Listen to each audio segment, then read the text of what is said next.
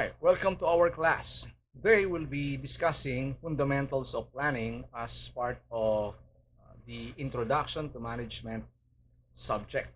Now, you may think that planning isn't something that's relevant to you right now, but when you figure out your class schedule for the next term or the next week, or when you decide what you need to do to finish a class project on time, then you are planning. And planning is something that all managers need to do.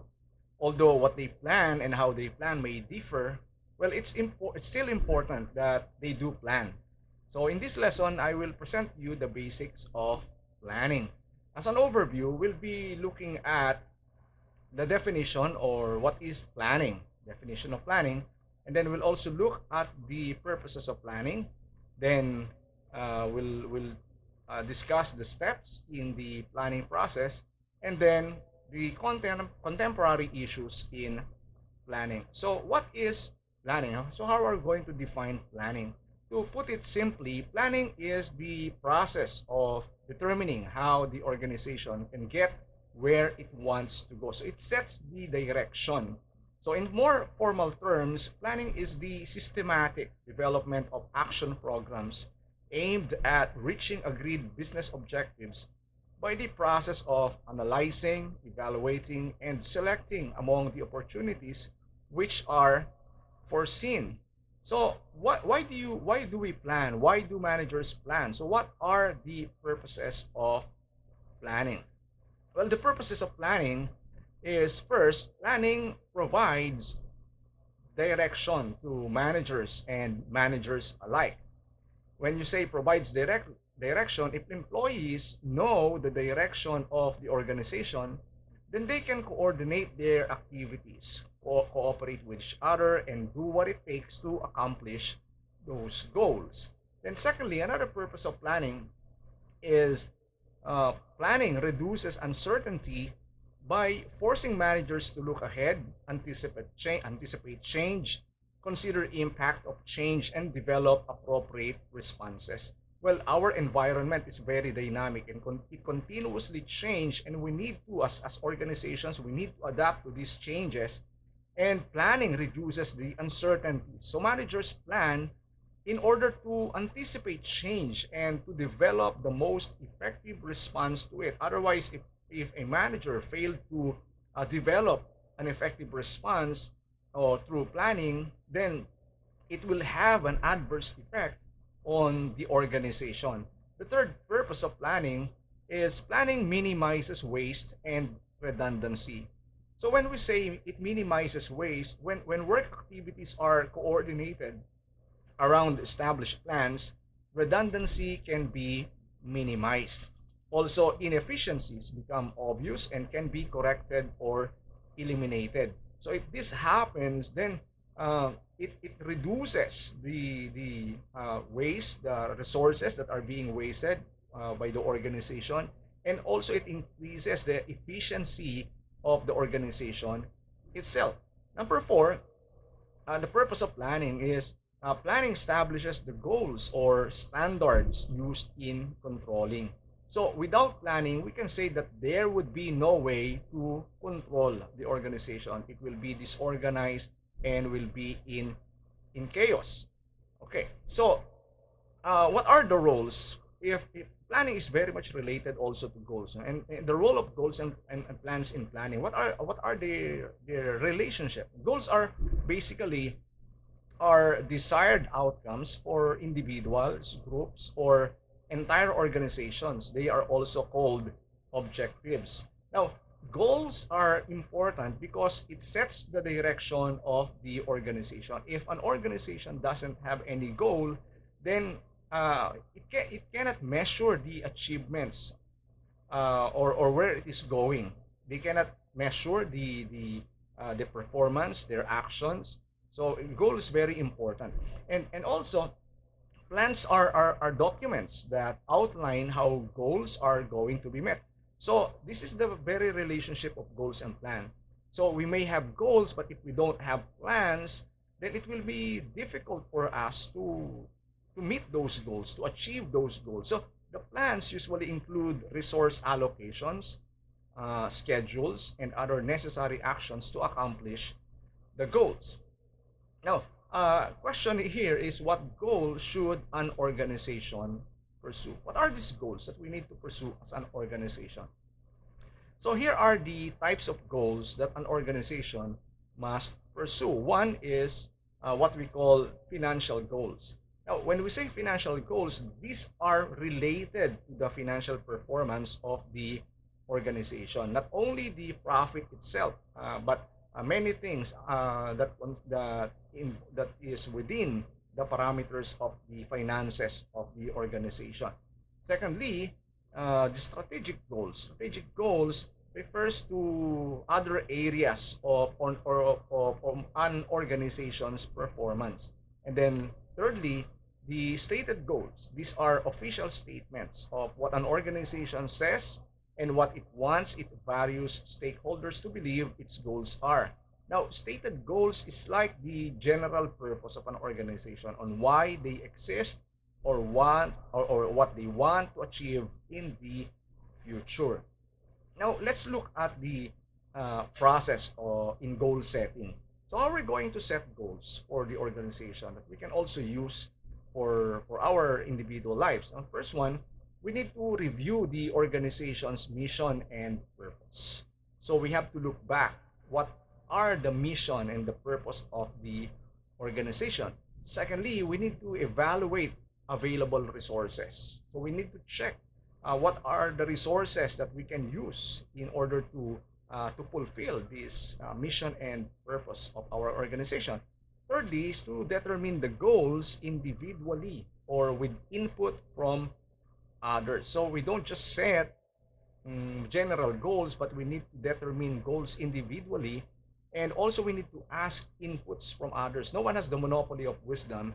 So we can get inputs, we can get suggestions, recommendations from people who can give better ideas that can improve the goal setting of the organization. And then next one is to write down the goals and communicate them to all who need to know. So when we write down the goals, it will be easy for us not to forget it.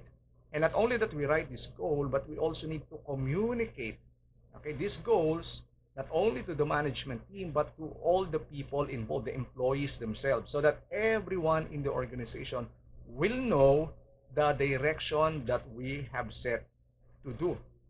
And then, of course, after writing down the goal, then we need to review results and whether goals are being met.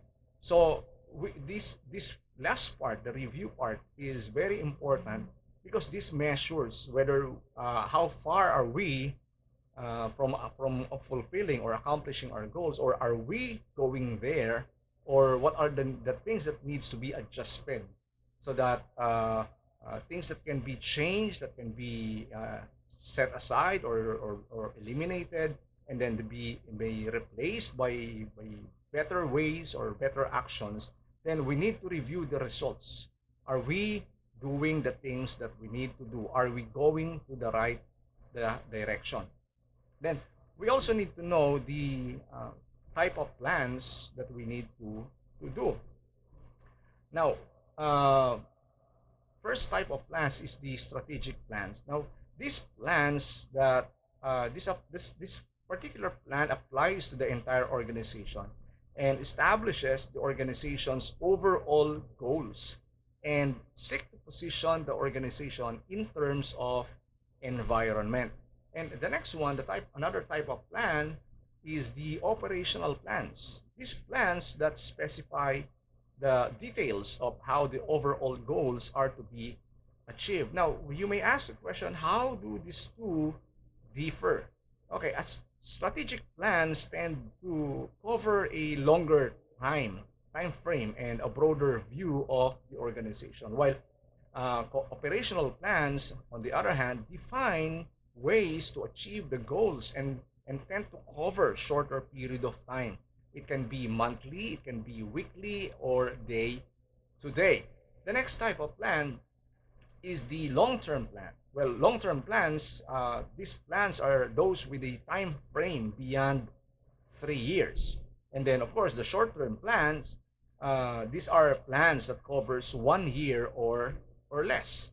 And then the specific plans, these are plans that are clearly defined and leave no room for interpretation.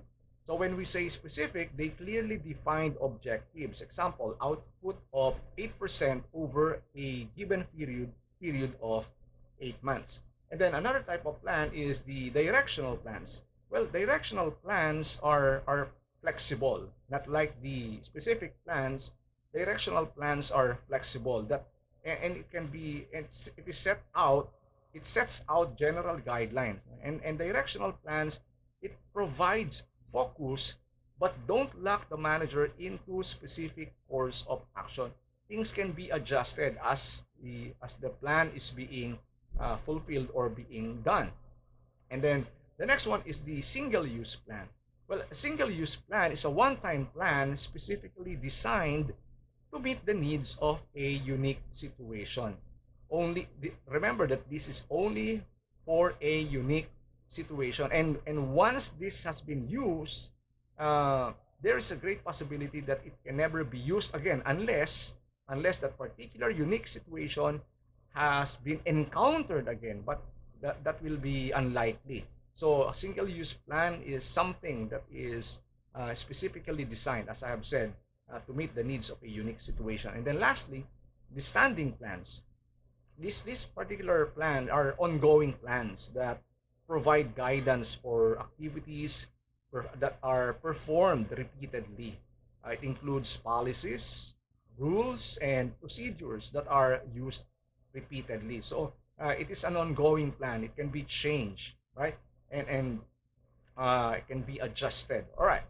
So these are the type of plans.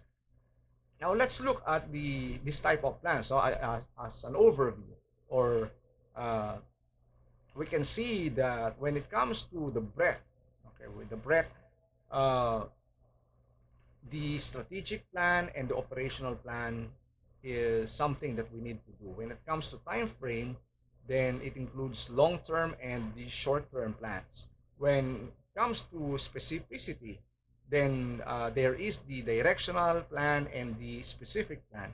And of course, as far as frequency of use is concerned, the single use plan or the standing plan can be used.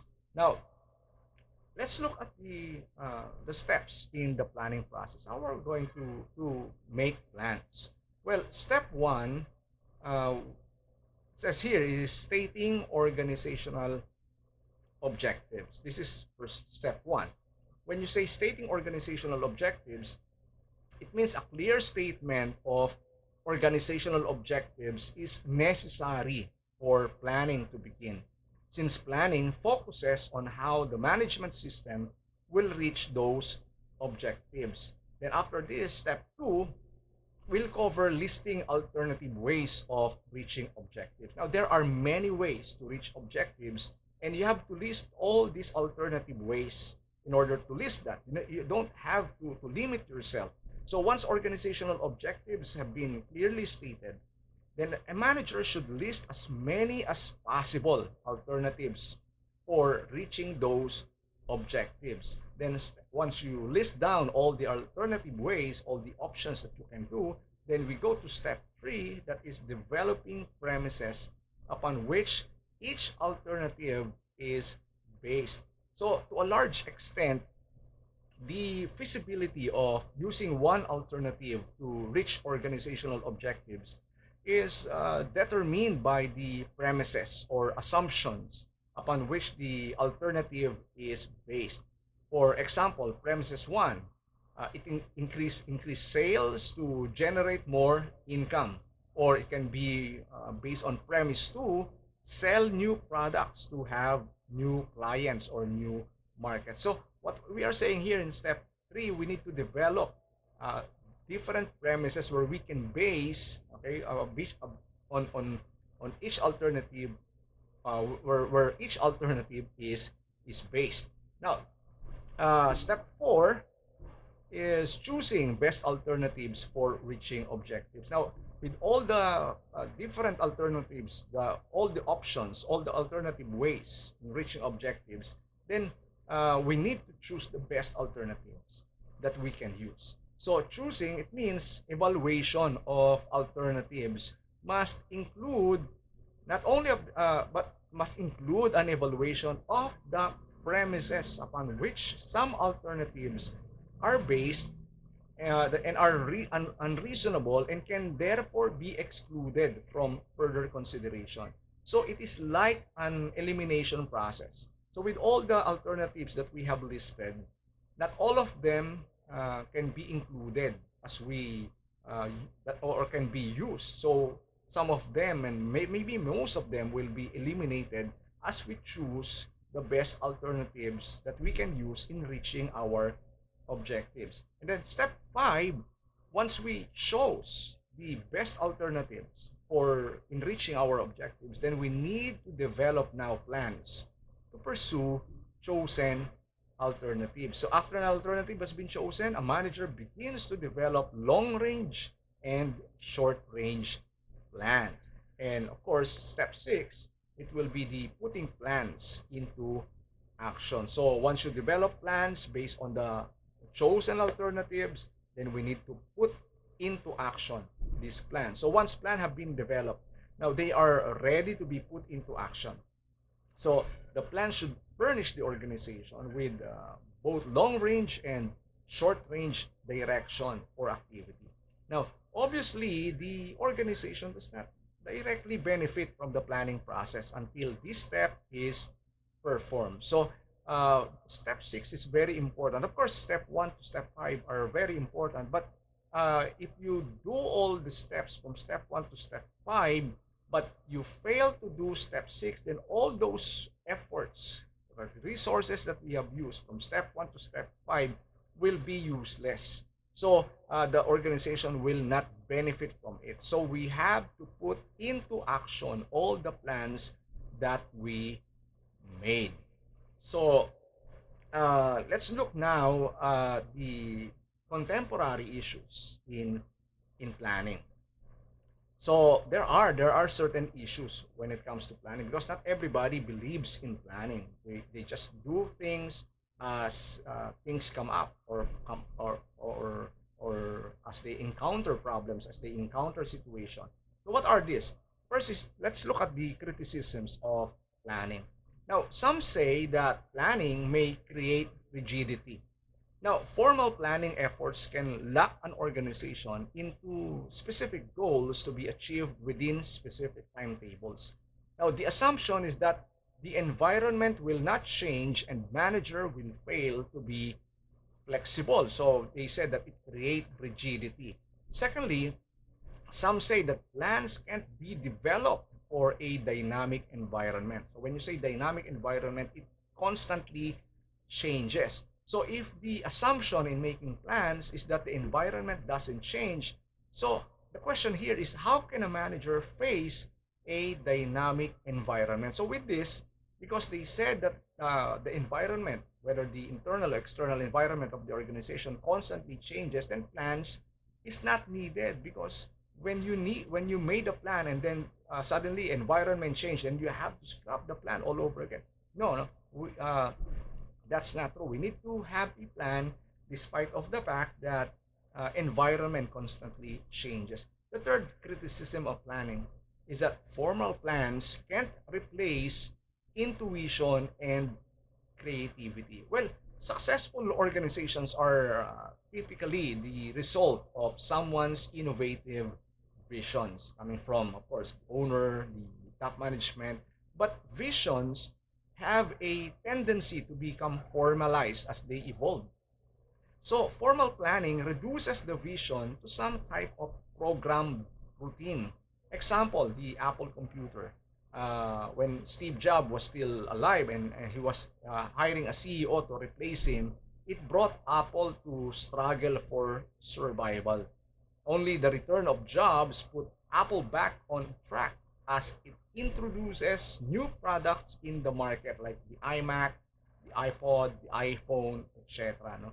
So when Steve Jobs died, it really had a great impact on Apple. And then number 4, they said that planning focuses managers' attention in today's competition, not on tomorrow's survival. Well, it doesn't allow managers to consider creating or reinventing an industry. So it doesn't mean that when you plan, uh, the plan or the manager is just focusing his attention on competition and not thinking about tomorrow. As a matter of fact, the reason why you are planning because you are preparing for tomorrow. And then the next criticism is that formal planning reinforces success, which may lead to failure. Well, successful plans may provide a false sense of security, which may prevent the manager from seeing or anticipating a disaster in the making. Meaning to say, uh,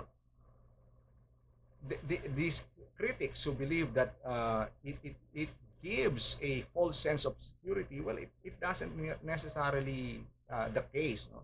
Because planning basically is very much needed if the organization wants to achieve its objectives. Because as Stephen Covey said, uh, if you failed to plan, then you plan to fail.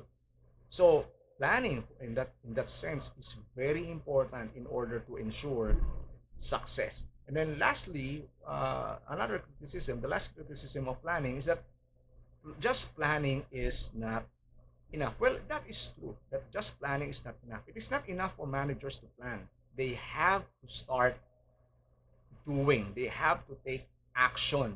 So after planning, but of course, the actions that managers must do is based on the plan. So plans are very important. Plans are very important that where actions of the managers or the organizations will be based. To continue, let's look at the effective planning in dynamic environment. Well, basically, the environment that an organization has is constantly changing. It's very seldom that an organization faces a static environment. Usually, it is dynamic, it changes constantly.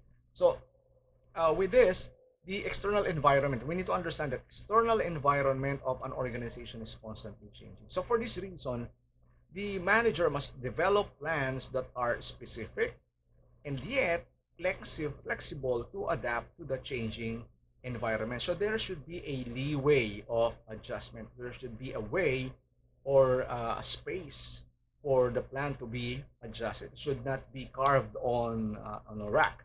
So also, developing plans must be shoved to lower organizational levels since there's little time for goals and plans to flow down from the top. Meaning to say, uh, the people below should be involved, okay, in making the plans because it's difficult, no? If all the plans of every part of the organization is will always come from the top, then it takes time for that plan to reach those people down